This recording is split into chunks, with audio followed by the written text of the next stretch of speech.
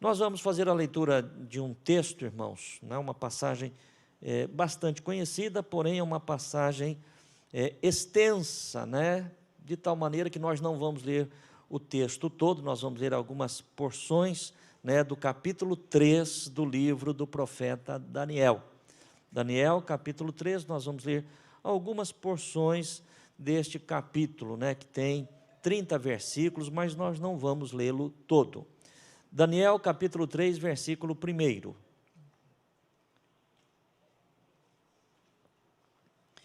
Inicialmente, nós vamos ler do versículo 1 até o versículo 6, e aí o pastor vai passando aos irmãos. Daniel, capítulo 3, versículo 1. O rei Nabucodonosor fez uma estátua de ouro, a altura da qual era de 60 côvados e a sua largura de 6 côvados. Levantou-a no campo de Dura, na província de Babilônia. E o rei Nabucodonosor mandou ajuntar os sátrapas, os prefeitos e presidentes, os juízes, os tesoureiros, os conselheiros, os oficiais e todos os governadores das províncias, para que viessem à consagração da estátua que o rei Nabucodonosor tinha levantado. Então se ajuntaram os sátrapas, os prefeitos e presidentes, os juízes, os tesoureiros, os conselheiros, os oficiais e todos os governadores das províncias, para a consagração da estátua que o rei Nabucodonosor tinha levantado, e estavam em pé diante da imagem que Nabucodonosor tinha levantado.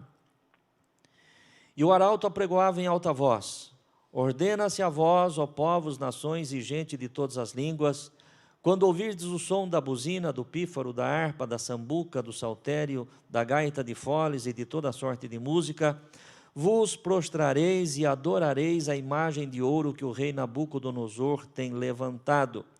E qualquer que se não prostrar e não a adorar, será na mesma hora lançado dentro do forno de fogo ardente.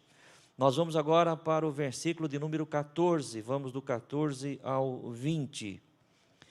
Versículo 14. Falou Nabucodonosor e lhes disse: é de propósito, ó Sadraque, Mesaque e Abidnego, que vós não servis a meus deuses, nem adorais a estátua de ouro que levantei? Agora, pois, se estáis prontos, quando ouvirdes o som da buzina, do pífaro, da guitarra, da harpa, do saltério, da gaita de foles e de toda sorte de música, para vos prostrardes e adorardes a estátua que fiz, bom é. Mas se a não adorardes, sereis lançados na mesma hora dentro do forno de fogo ardente. E quem é o Deus que vos poderá livrar das minhas mãos? Responderam Sadraque, Mesaque e Abidnego e disseram ao rei Nabucodonosor: não necessitamos de te responder sobre este negócio. Eis que o nosso Deus, a quem nós servimos, é que nos pode livrar. Ele nos livrará do forno de fogo ardente e da tua mão, ó rei. E se não, fica sabendo o rei que não serviremos a teus deuses, nem adoraremos a estátua de ouro que levantaste. Então Nabucodonosor se encheu de furor e se mudou o aspecto do seu semblante contra Sadraque, Mesaque e Abidnego. Falou e ordenou que o forno se aquecesse 7 vezes mais do que se costumava aquecer.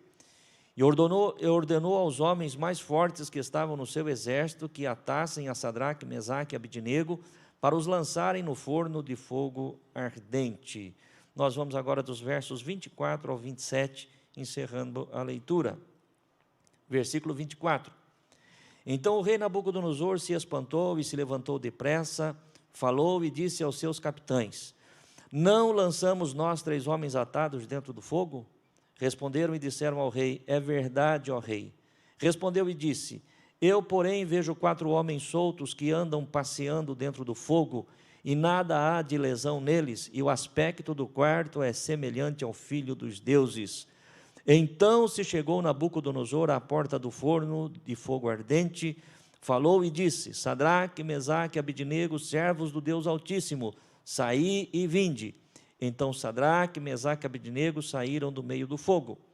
E ajuntaram-se os sátrapas, os prefeitos e os presidentes e os capitães do rei, contemplando estes homens, e viram que o fogo não tinha tido poder algum sobre os seus corpos, nem um só cabelo da sua cabeça se tinha queimado, nem as suas capas se mudaram, nem cheiro de fogo tinha passado sobre eles.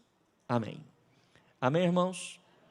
Feche a tua Bíblia, volte a tua atenção agora aqui para o altar. Você que está em casa conosco também, volte a sua atenção agora aqui para o altar. Antes de eu entrar no texto, na mensagem propriamente, eu quero dizer para você, meu querido irmão, irmã que está aqui nesta noite, né, é possível, né, não estou aqui dizendo, não estou aqui afirmando, mas muito provável, alguém tenha entrado aqui nesta noite, ou alguém está conosco através da nossa live, esperando receber da parte de Deus uma palavra que vá ao encontro de uma necessidade específica sua, né? Quem sabe talvez alguém saiu da sua casa dizendo, hoje eu vou para a igreja, eu quero ouvir a palavra, eu estou precisando de uma bênção, para que eu possa receber aquilo que de fato estou necessitado. Quem sabe você esteja passando por um momento, né, e você saiu da tua casa com o teu coração ardendo, nesta expectativa. Deixa eu lhe dizer duas coisas importantes. A primeira delas é o seguinte: o Deus que te trouxe aqui através do Espírito Santo, o Deus que te colocou aí diante do aparelho onde você está participando deste culto, é um Deus que conhece todas as nossas necessidades. Amém, irmãos? É um Deus que te ama, é um Deus que cuida de você, é um Deus que te quer bem. E você pode ter certeza de uma coisa, é um Deus que tem prazer em abençoar os teus filhos. Então, esta é a primeira coisa que eu quero colocar para que você guarde no teu coração. A segunda coisa importante que eu também quero lhe dizer é o seguinte, que o Deus a quem nós amamos e servimos, o Deus que nos ama, Ele quer dar a nós muito mais além daquilo que nós pedimos ou pensamos. Amém, irmãos? Então Deus tem aquilo que você precisa, que você veio buscar, mas Deus tem muito mais. Porque o que Deus tem para mim e para você, não se restringe, meu querido irmão, minha irmã, a existência nossa, a circunstância da nossa vida aqui na face da terra. Deus quer nos dar além, Deus quer nos levar à eternidade. Então tenha certeza que aquilo que você vai ouvir, talvez não seja exatamente aquilo que você gostaria de ouvir. Nem por isso você vai deixar de ser abençoado, porque Deus te trouxe aqui para abençoá-lo, mas você vai ouvir aquilo que realmente vai levá-lo a uma reflexão, né, em relação às coisas eternas. Uma outra consideração que eu quero fazer também, irmãos, antes de entrar no texto propriamente, é que eu tenho um sentimento no meu coração, e imagino, irmãos, que eu não esteja errado, né? Imagino que eu não esteja equivocado em relação ao que eu sinto, ao que eu penso.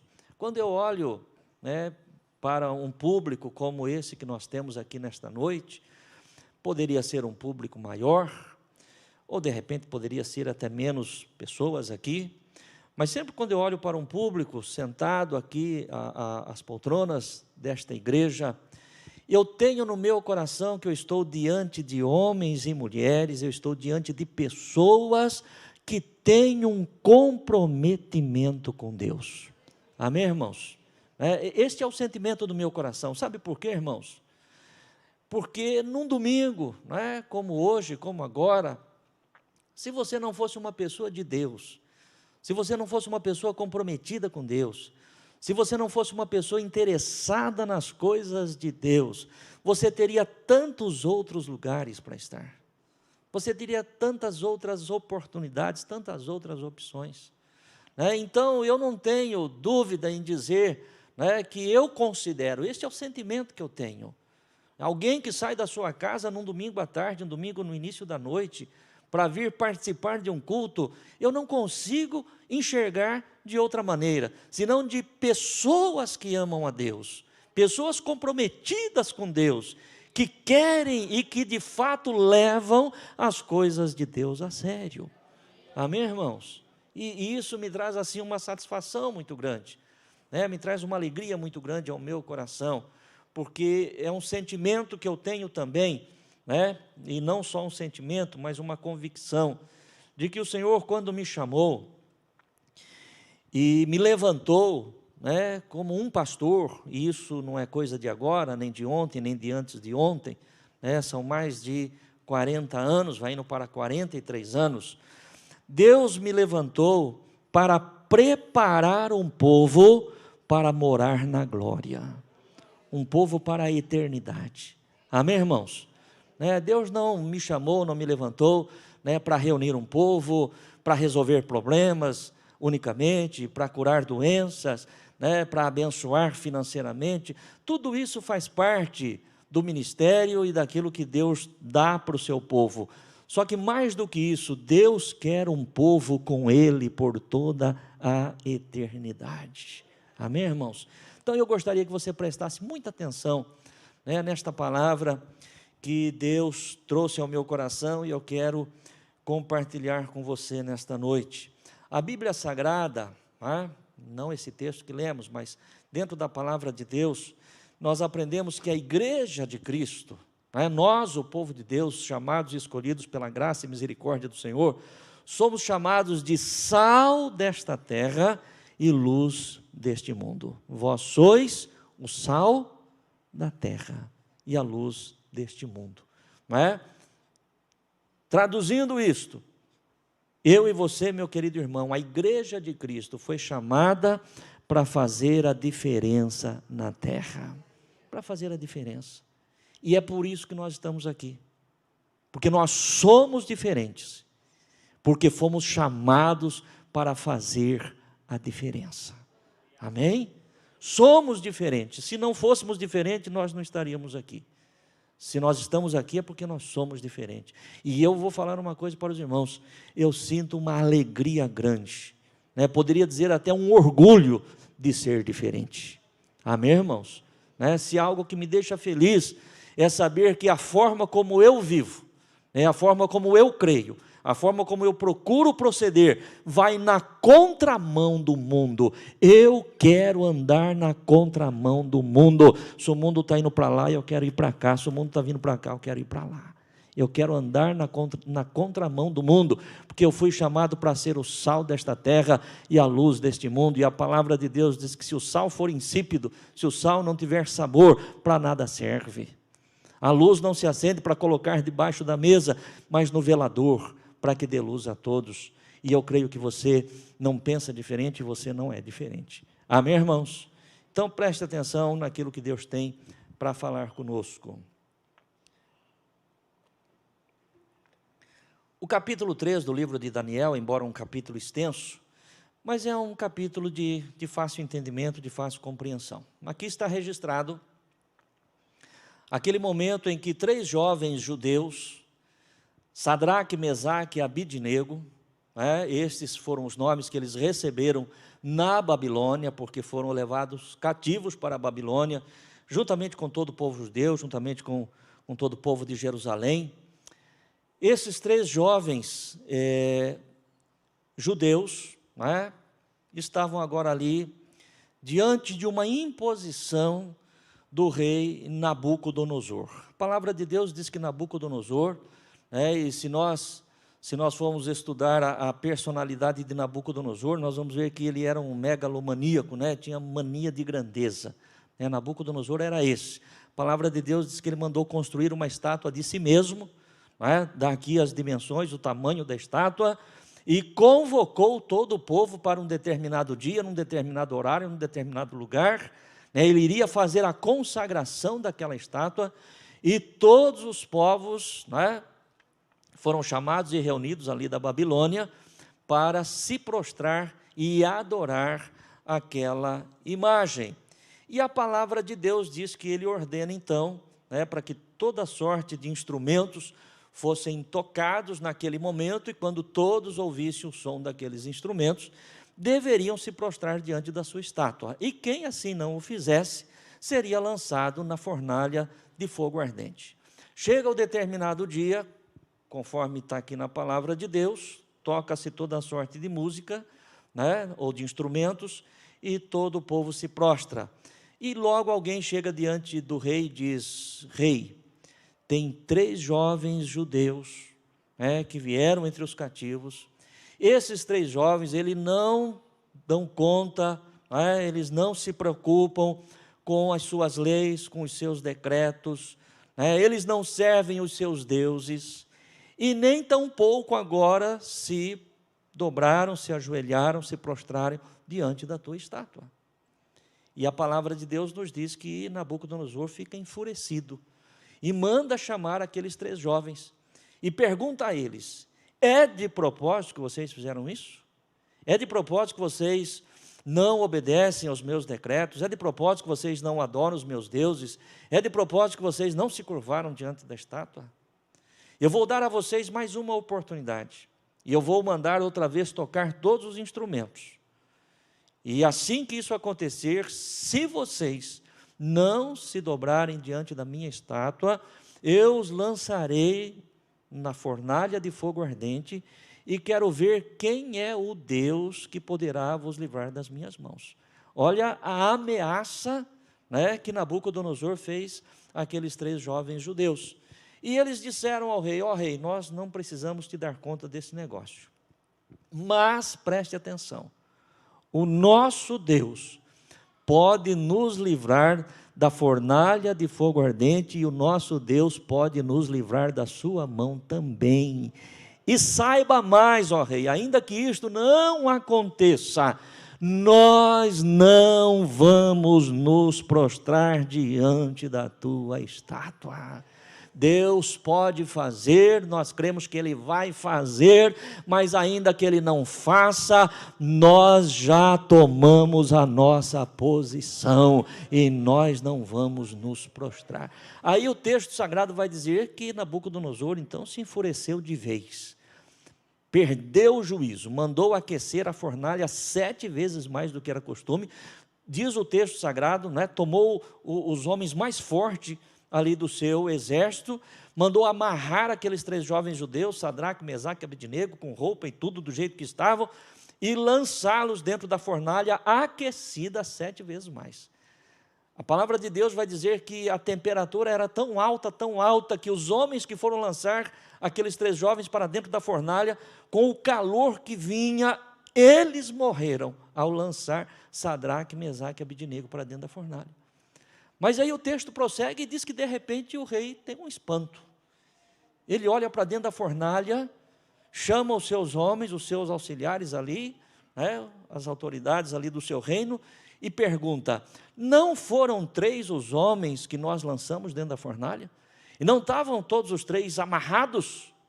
Como é que eu vejo agora 4 homens soltos andando dentro da fornalha, e o quarto tem a semelhança do filho dos deuses?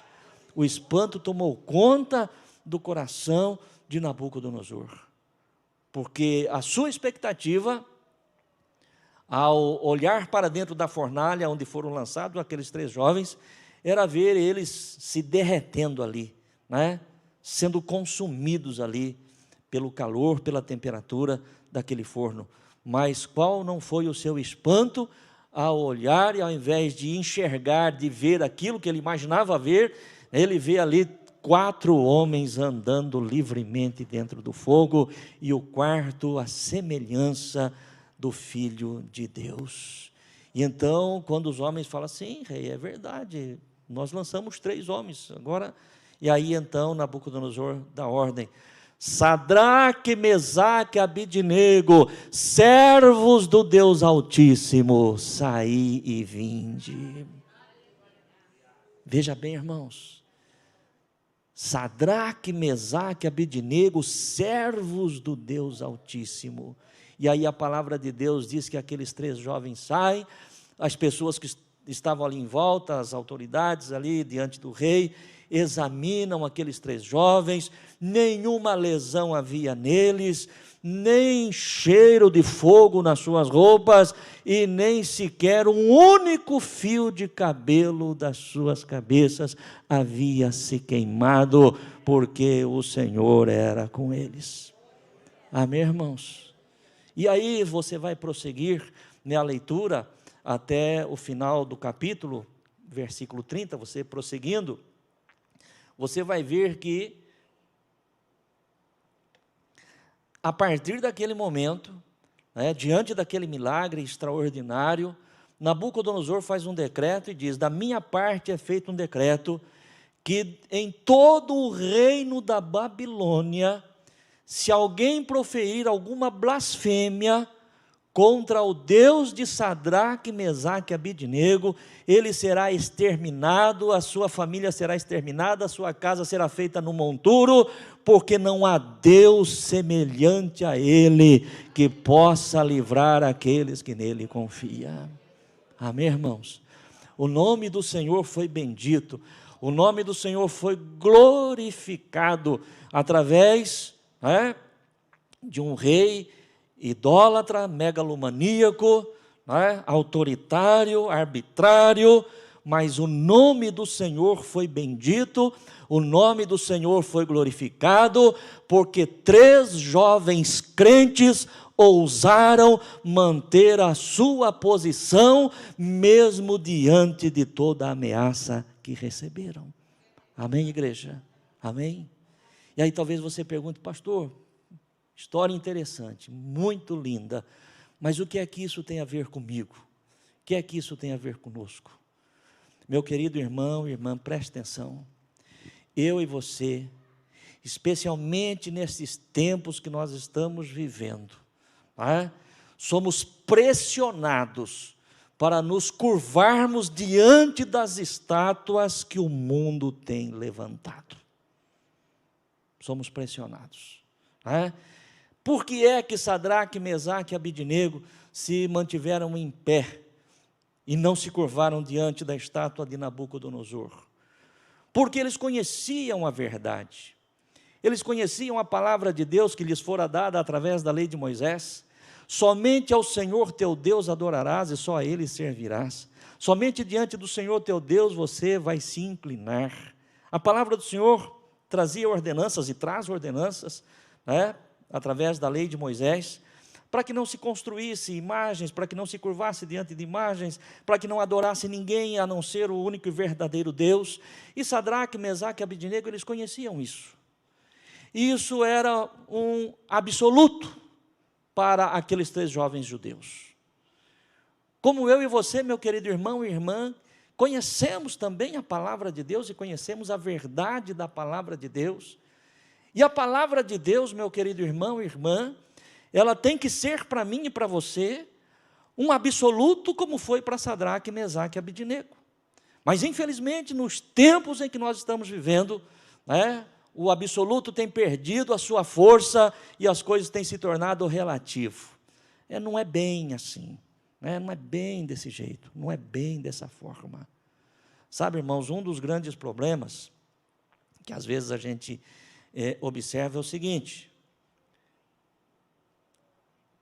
é as pessoas acreditarem que Deus ele é o mesmo de ontem, hoje e eternamente, quando fala a respeito do seu amor, da sua bondade. A bondade do Senhor hoje é a mesma que foi ontem e será eternamente. A graça do Senhor é hoje como foi ontem, será eternamente. A misericórdia do Senhor é hoje como foi ontem, será eternamente. E tudo isso é verdade. O nosso Deus é imutável, mas Ele é imutável não apenas na sua graça, Ele é imutável não apenas na sua bondade, Ele não é imutável apenas no seu poder, Ele não é imutável apenas na sua misericórdia, Ele é imutável também nas suas palavras, nos seus estatutos, nos seus juízos. Amém, igreja? Amém? O Deus que é imutável na sua graça, é imutável também no seu juízo, e é isso que nós temos que considerar. E se Sadraque, Mesaque e Abidnego se mantiveram na posição que se mantiveram, porque eles conheciam a verdade, eu e você também devemos nos manter na posição em que estamos, de acordo com a palavra de Deus, porque conhecemos a verdade. E eu disse há pouco que o tempo em que nós estamos vivendo, o mundo tem pressionado para que nós nos curvemos. Não, vocês precisam se curvar. Viu? As coisas já não são mais assim. A forma como vocês pensam, isso aí é atrasado. O mundo hoje é outro, a modernidade é outra, as coisas funcionam de forma diferente. Vocês têm que melhorar, vocês têm que reciclar a mente de vocês. Vocês estão pensando lá no início do mundo. Não, nós estamos firmados na palavra de um Deus imutável, que disse: passará o céu e a terra, mas as minhas palavras não hão de passar. O que foi verdade ontem continua sendo verdade hoje e vai ser verdade eternamente. O que foi certo ontem é certo hoje e será certo para todo sempre. O que foi considerado pelo Senhor errado ontem é errado hoje, é errado amanhã, é errado para sempre. Amém, igreja? Amém? Ainda que o mundo todo possa nos pressionar para nos curvarmos diante das suas muitas estátuas que têm se levantado neste dia, nós não nos curvaremos, em o nome do Senhor Jesus. Amém? O nosso Deus pode nos livrar das suas mãos, ó Rei. O nosso Deus pode nos livrar da fornalha, ó Rei. Mas ainda que Ele não faça, nós não vamos nos curvar. Posição, irmãos. Igreja de Cristo foi chamada para ser o sal da terra e a luz do mundo. Não pode ser insípido, não pode ser sem sabor, tem que ter posicionamento, e é isso que nós temos. A igreja de Cristo tem posicionamento. Amém, irmãos? Tem posicionamento. Agora preste atenção, irmãos, numa coisa que o Senhor falou ao meu coração, e eu quero compartilhar com você. Até porque às vezes eu observo, irmãos, algumas pessoas, e aqui, por favor, quando eu falo isso, eu não estou me referindo a alguém específico aqui entre nós, mas eu estou aqui de uma forma geral, observando o comportamento daqueles que se diz, ou que de fato fazem parte da igreja do Senhor. Muitas vezes, irmãos, pensando em manter um posicionamento cristão, pensando em manter um posicionamento de santidade, atacam as pessoas que pensam diferente, que creem diferente e que agem diferente. E isso não é função da igreja. Amém, irmãos? Não é função da igreja. Você, enquanto crente, manter uma posição de santidade diante da verdade da palavra de Deus é uma coisa. Você usar da sua fé, da sua convicção para agredir as outras pessoas está fora dos propósitos de Deus. Porque observe o seguinte: quando você olha aqui para este episódio de Sadraque, Mesaque e Abidnego, você não vai ver esses 3 jovens saindo da sua posição, indo falar para as pessoas: não, você não pode se dobrar diante da estátua, não, você não deve fazer isso, não, o Deus Todo-Poderoso não permite isso, não, a palavra de Deus não aceita isso. Você vê isso no texto? Você vê essa postura de Sadraque, Mesaque e Abidnego? Não. Eles se mantiveram na posição deles. E cada um se mantém na posição que acha que lhe é conveniente. Pastor, mas é assim que tem que ser? Sim, é assim que tem que ser. Porque a igreja ela tem 2 coisas importantes para ser feita. A primeira delas é manter esta posição que nós estamos falando, de sermos o sal da terra e a luz do mundo. E a segunda é pregar o evangelho. Amém, irmãos? Pregar o evangelho. Não é sair dando pedrada nas pessoas. Viu? A igreja não tem este direito de sair apedrejando as pessoas por qualquer razão que seja. A igreja tem a responsabilidade de ser exemplo, mantendo a sua posição, e a igreja tem a responsabilidade de pregar o evangelho de Cristo. E evangelhos são boas novas. E o apóstolo Paulo, ele disse: eu não me envergonho do evangelho de Cristo, porque ele é o poder de Deus para salvação.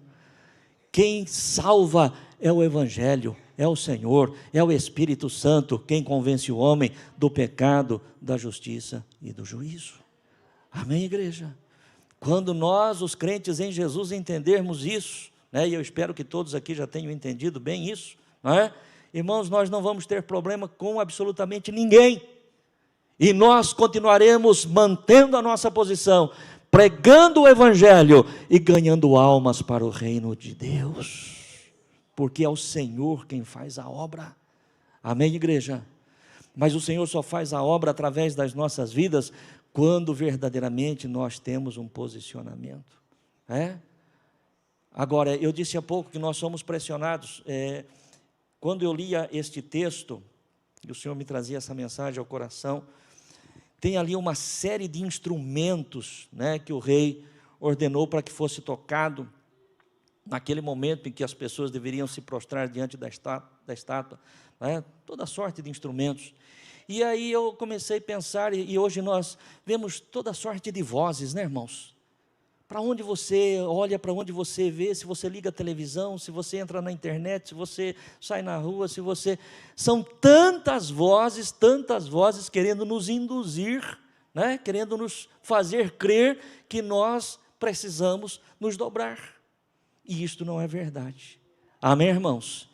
Então, não fique olhando, não fique dando ouvido para tantas vozes que de repente você vê, porque acaba em algum momento, irmãos, confundindo, né, e achando aquilo que o mundo está pregando, né, que hoje o errado é o certo e que o certo é errado.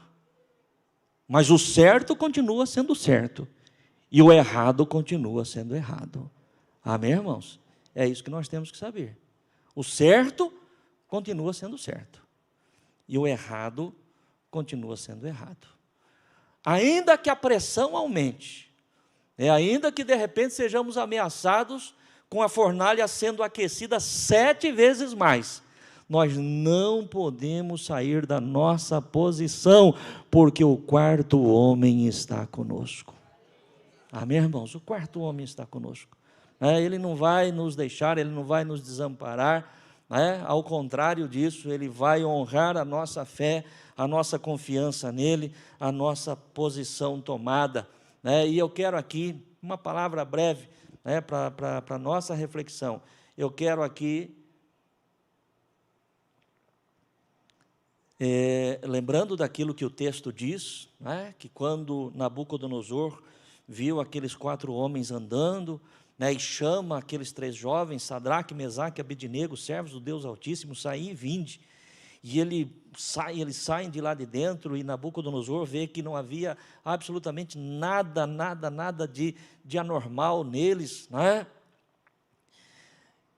Nabucodonosor glorifica o nome do nosso Deus, e ele assina como autoridade que era, como rei que era, ele assina um decreto, por mim é determinado que em qualquer lugar, aquele que proferir blasfêmia contra o Deus de Sadraque, Mesaque e Abednego, seja exterminado. O que o Espírito Santo falou ao meu coração, eu estou compartilhando com você, que quando nós queremos agradar as pessoas, e deixamos o absoluto, e transformamos aquilo em relativo, nós envergonhamos o Senhor. O Senhor, Ele não é exaltado, Ele não é exaltado por aquela nossa conduta. Tem algumas pessoas que às vezes interpretam mal as palavras de Deus, as palavras de Paulo, dizendo: eu me fiz de fraco para ganhar os fracos, eu me fiz de tolo para ganhar os tolos. E às vezes tem gente que se faz de tolo porque é tolo mesmo, não é para ganhar o tolo. Às vezes se faz de fraco porque é fraco mesmo. Nada disso, irmãos. A questão de se fazer de fraco, a questão de você ser uma pessoa, aquilo que o pastor disse agora, se você respeita as pessoas, se você não apedreja as pessoas, você está se fazendo de fraco para ganhar o fraco. Quando trouxeram aquela mulher que foi apanhada em adultério na presença de Jesus, e disseram para ele: Senhor, de acordo com a lei, essa mulher tem que ser apedrejada. E os homens eram conhecedores, e eles sabiam, e era isso mesmo.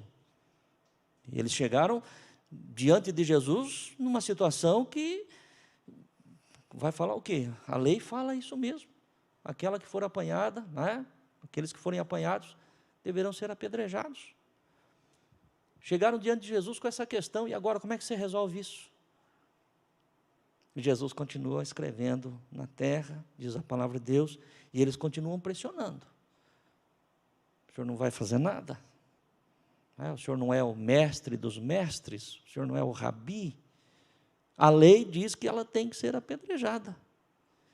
E aí Jesus vira, olha para eles e diz, olha, aquele que dentre vós não tiver pecado, atire a primeira pedra. Amém, irmãos? E aí você conhece o texto. Um a um vai saindo. Jesus não mandou, Jesus não ensinou a apedrejar ninguém. Quando todos saíram, Jesus se volta para a mulher e diz, mulher, cadê os teus acusadores? Não te condenaram? Falou, não, Senhor, eu também não te condeno. Vai e não peque mais. Você teve a sua chance, você teve a sua oportunidade, viu? Eu não te apedrejei, não deixei que te apedrejassem, mas agora tem uma mudança de vida. Amém, irmãos? Quando nós não apontamos, quando nós não acusamos, quando nós não apedrejamos, mas quando nós também não concordamos, porque Jesus não concordou com o pecado da mulher, Jesus disse, você vai e muda de vida. Então, é o momento em que o nome do Senhor é bendito, é o momento em que o nome do Senhor é exaltado, é o momento em que o nome do Senhor é glorificado. E se existe, meu querido irmão e irmã, uma única maneira na terra do nome do Senhor ser glorificado, é através da igreja. O mundo não vai glorificar o Senhor. Amém, irmãos? Viu? O mundo, ele vai blasfemar contra o Senhor, como se estão fazendo nesses dias. E como se estão fazendo no mundo inteiro. Eu disse no culto da manhã, quero repetir aqui, já estou encerrando a palavra. Eu tenho 61 anos de idade. E eu não imaginei viver o suficiente para aquilo que os meus olhos têm visto e aquilo que os meus ouvidos têm ouvido. Eu nunca imaginei. Quando eu tinha 12, 13, 14 anos de idade, eu nunca imaginei que o mundo que eu viesse a viver estaria na condição que o mundo está hoje. E o que é mais triste, ainda não chegou no fundo do poço. Tem coisa pior pela frente. Mas a igreja de Cristo é o sal da terra e a luz do mundo. A igreja de Cristo não vai se posicionar diante das estátuas que o mundo tem levantado. Amém? Coloque-se de pé no teu lugar.